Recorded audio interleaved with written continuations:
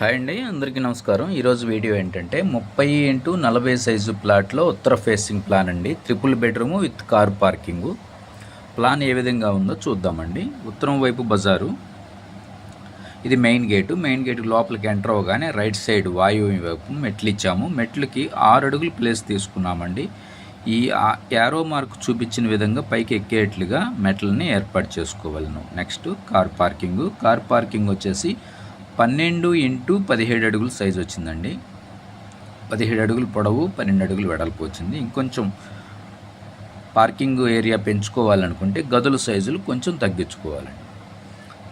Next వచ్చేసి hall అండి. Hall size వచ్చేసి 16x10 అడుగుల 6 అంగుళాల సైజు వచ్చింది.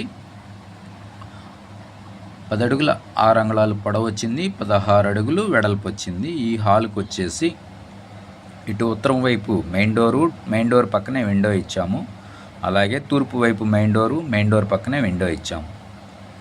ఈ హాల్లోంచి కిచెన్లోకి ఇది ఆర్చ్ ఏర్పాటు చేసుకోవాలి, లేదా డోర్ కూడా పెట్టుకోవచ్చు.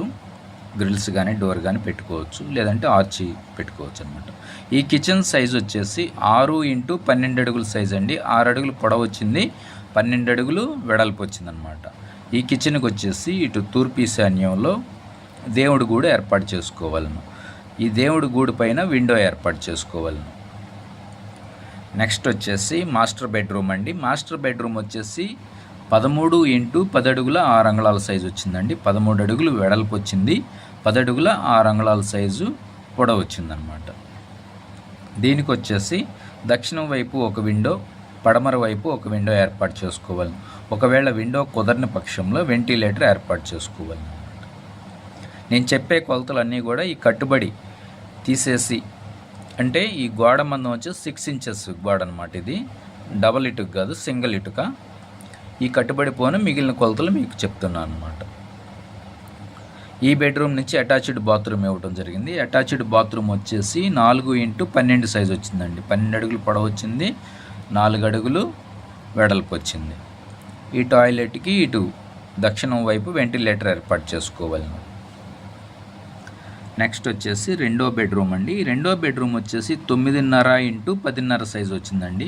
10.5 పొడవు వచ్చింది, 9.5 వెడల్పు వచ్చింది. ఈ బెడ్రూమ్కి వచ్చేసి తూర్పు ఈశాన్యంలో ఇక్కడ డోర్ ఏర్పాటు చేసుకోవాలి, హాల్లోకి వెళ్ళే విధంగా. అలాగే పడమర వైపు ఒక విండో ఏర్పాటు చేసుకోవాలి, లేదా వెంటిలేటర్ ఏర్పాటు చేసుకోవాలి. ఈ బెడ్రూమ్ నుండి అటాచ్డ్ బాత్రూమ్ ఇవ్వడం జరిగింది. అటాచ్డ్ బాత్రూమ్ వచ్చేసి 4x5 అడుగుల సైజు వచ్చిందండి.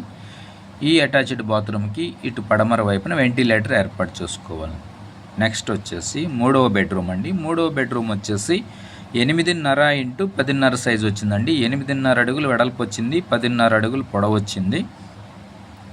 ఈ బెడ్రూమ్కి వచ్చేసి తూర్పు ఈశాన్యంలో ఒక విండో, అలాగే ఉత్తర ఈశాన్యంలో ఒక విండో ఏర్పాటు చేసుకోవచ్చు.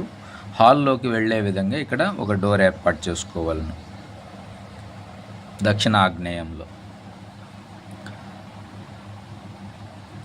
ఈ బెడ్రూమ్కి వచ్చేసి అటాచ్డ్ బాత్రూమ్ ఇటువైపు వచ్చిందండి. ఈ అటాచ్డ్ బాత్రూమ్ వచ్చేసి 4x5 అడుగుల సైజు వచ్చింది. ఈ బాత్రూమ్కి ఇక్కడ వెంటిలేటర్ ఏర్పాటు చేసుకోవాలను. అలాగే తూర్పు వైపున 3 అడుగులు ఖాళీ సందు వదిలిపెట్టాం.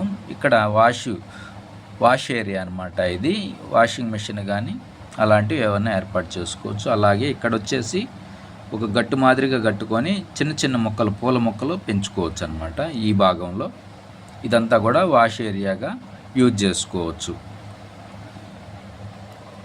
ఓకే అండి, 30 అడుగులు వెడల్పు, 40 అడుగులు పొడవు కలిగినటువంటి స్థలంలో ట్రిపుల్ బెడ్రూమ్ అనమాట, విత్ కార్ పార్కింగ్తో ఈ ప్లాన్ మీకు నచ్చిందనే అనుకుంటున్నాను.